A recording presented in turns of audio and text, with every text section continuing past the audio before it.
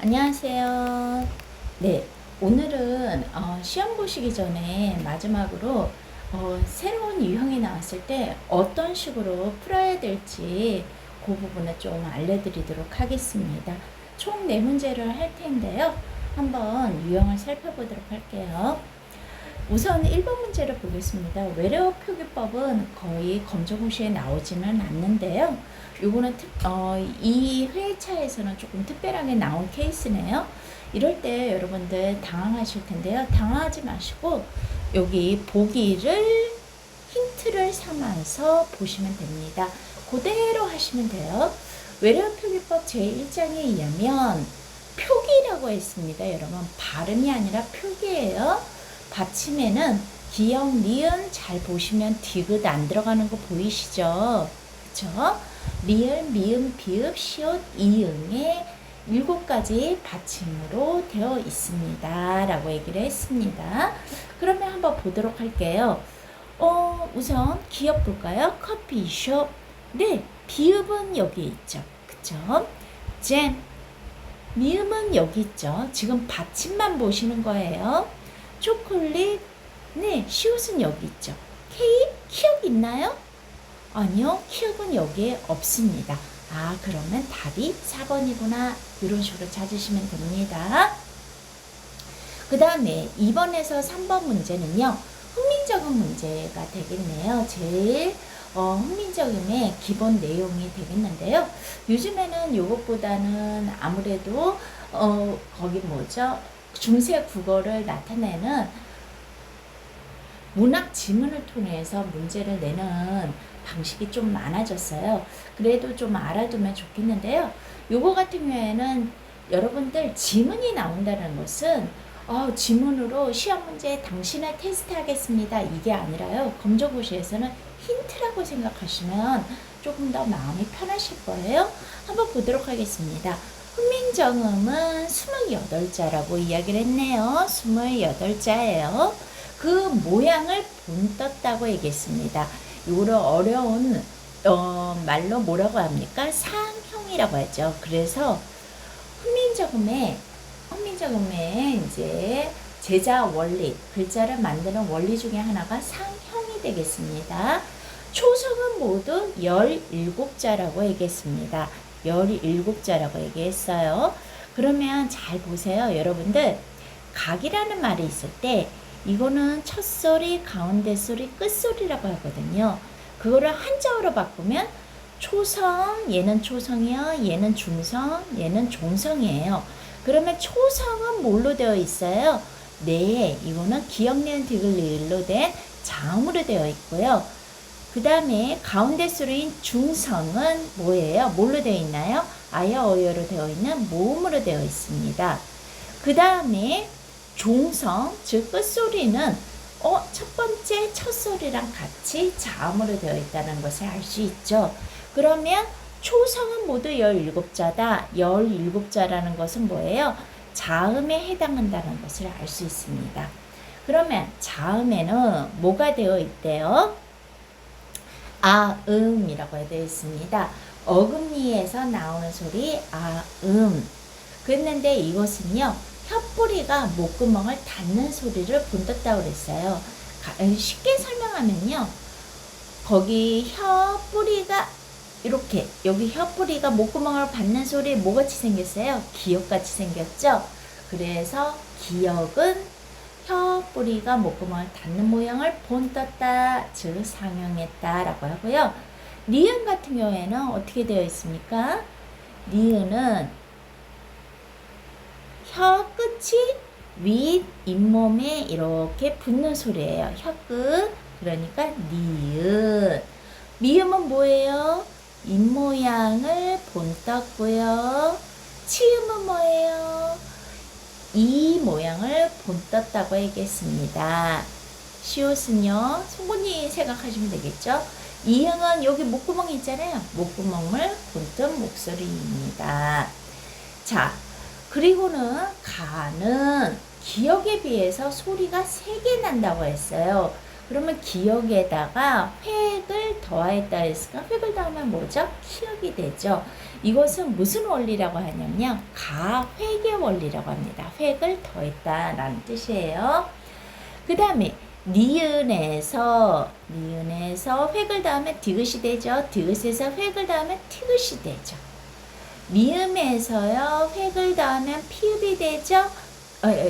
먼저 피읍 되기 전에 미음에서 획을 더하면 비읍이 되죠. 옆으로 획을 더하면 뭐예요? 피읍이 되죠. 시옷에서 획을 더하면 지읒이 되고 지읒에서 획을 더하면 치읒이 되죠. 이응에서 획을 더하면 뭐가 돼요? 여린 히읗이라고 하거든요. 이렇게 옛날 중세국어에 나타난 모양입니다. 거기에 획을 더하면 히읗이 되죠. 그래서 뭐예요? 획을 더한 뜻이 모두 같다라고 얘기했습니다. 이걸 가획의 원리라고 하는데요. 여러분 잘 보세요. 기역에서 키읔으로 획을 더하면 소리의 세기가 좀 더 강해집니다. 기역, 키읔. 어느 게 더 강해요? 키읔이 더 강하죠? 자, 그 다음에 보도록 하겠습니다. 그러나 오직 뭐예요? 요거는 에디형이라고 하거든요. 에디형은 다르다고 얘기했어요. 그리고 뭐라고 얘기해요? 요즘으로는 리을이라고 하지만 이거를 반설음이라고도 하기도 하거든요. 그래서 리을이라든지 얘는 반치음이라고 이야기를 합니다. 치음, 여기 아까 시옷이 치음이거든요. 이소리라고 하는데 그랬는데 모음에 반만 자음 반만 모음이라 해서 반치음이라고 이야기를 해요. 이거 역시 혀와 이의 모양을 본뜨기는 했는데 모양을 달리 했지만 획을 더한 의미는 없다. 그래서 얘네들은 따로 이름을 뭐라고 하냐면 다르잖아요. 이체자라고 합니다. 그거에 대해서 이제 설명드렸고요. 윗글의 내용과 일치하지 않는 거 고르라고 했어요. 니은은 획을 더한 글자라고? 아니요. 니은에서 획을 더하면 디귿이 되고요. 디귿에서 획을 더하면 티읕이라고 했으니까 니은은 획을 더한 글자가 아닙니다. 이건 기본자예요. 그래서 답은 1번입니다. 디귿은 획을 더한 글자다? 네. 니은에서 획을 더하면 디귿 맞고요. 미음은 입모양을 본떴다. 아까 입모양은 본떴다고 얘기했죠. 시옷은 이 모양을 본떴다. 네. 시옷은 이 모양을 본뜬 건 맞습니다. 그래서 답은 1번입니다. 그 다음에 3번 볼게요. 가에 들어갈 초성으로 가장 적절한 것은 기역에 비해서 소리가 3개 나고 획을 더했다. 아, 기역에서 획을 더한 거는 뭐예요? 기역이 되니까 답은 1번이겠죠. 그래서 요거 같은 경우에는 그대로 읽어서 풀면 정말 잘하신 케이스인데요. 이런 식으로 문법 같은 경우에는요, 여러분들이 시험 보기 전에 반드시 쭉 훑어보셔야 됩니다. 특히 요거 같은 경우에는 이제 여러분들이 중졸은 시험 보셨을 거예요. 중졸에서 단골 문제로 나오는 것은 품사라든지 문장의 성분이 단골 문제로 나왔고요. 그 다음에 고졸 같은 경우는 좀 더 다양합니다. 그래서 음운에 대해서도 나오기도 하고 이런 식으로 훈민정음의 제자 원리가 나오기도 하고요. 그 다음에 중세국어의 특징으로 해가지고 문학 지문이 나와서 문제가 나오기도 합니다. 그리고 음운의 변동으로 뭐 국외음화라든지 그 다음에 뭐 비음화라든지 이런 거 같은 것이 또 나오기도 하고요. 되게 다양하게 나올 수가 있거든요. 그래서 그거 중요한 문법 정도는 한번 훑어보시고 시험을 보셔야지 당황하지 않으실 거예요. 그렇다고 해서 못 풀지는 않습니다. 제가 누누이 이야기했다시피 검정고시는 합격을 위한 시험이기 때문에 그래서 힌트를 곳곳에서 남겨둡니다. 그것의 대표적인 문제가 4번이라고 할 수 있습니다. 자, 4번 볼게요. 제가 뭐라고 했습니까? 이런 식으로 뭐가 나올 때요. 힌트가 박스가 나오면 힌트라고 생각하시고 그대로 따라 하시면 됩니다. 자, 표준 발음법에 의하면요. 발음입니다. 이번에는요. 헛받침이나 쌍받침. 헛받침은 기역, 니은 이런 식으로 하나로 되어 있는 거고요. 쌍받침은 무엇입니까? 똑같은 받침이에요. 쌍기역, 쌍디읒, 쌍비읍, 쌍시옷, 쌍지읒입니다. 국어에서는 5가지 된소리, 쌍받침이 있습니다. 모음으로 시작된 조사나 어미 전미사와 결합되는 경우 요거는 뭐냐면요. 형식 형태소라고 해서 의미가 실질적인 의미가 없다고 생각하시면 됩니다. 결합하는 경우에는요. 제 음가대로 어떻게 해요? 뒤에 음절에 첫 소리로 옮겨서 발음합니다. 자, 무슨 말이냐면요. 가령 2번을 볼까요? 네, 여기에 헛받침이 나오죠. 근데 여러분, 을이 실질적인 의미가 있습니다. 을 혼자 돌아다니면서 뜻을 나타냅니까? 아니죠. 이런 것을 형식 형태소라고 이야기를 합니다. 여기에서는 형식 형태소의 조사에 해당하는데요. 그럴 때는 어떻게 해야 된다고요? 제 음가대로 이 소리를 뒤에 음절의 첫 소리로 발음한다고 했습니다. 여러분, 을이나 똑같은 말이에요.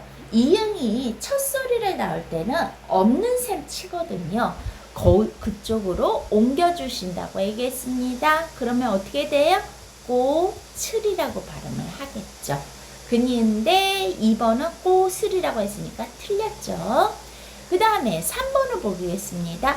역시 애라는 말이 특별한 의미, 실질적인 의미가 있습니까? 없습니다. 그러면 어떻게 돼요? 뒤에 음절로 첫 소리로 갑니다. 그러니까 어떻게 해요? 밭에. 네, 맞지요. 그러니까 답은 3번이 되겠죠.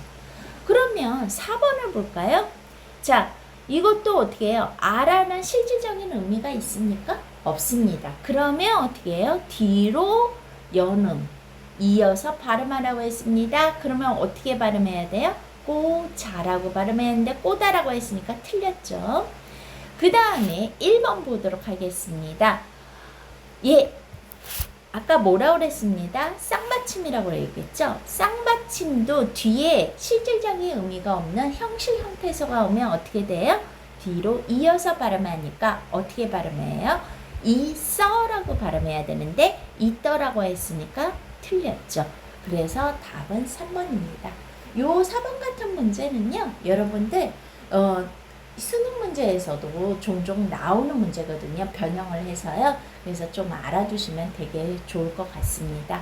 항상 박스가 나오면 아 이게 힌트구나 하고 너무 긴장하지 마시고 혹시 모르는 문법 문제가 나와도 그대로 따라 하시면 됩니다.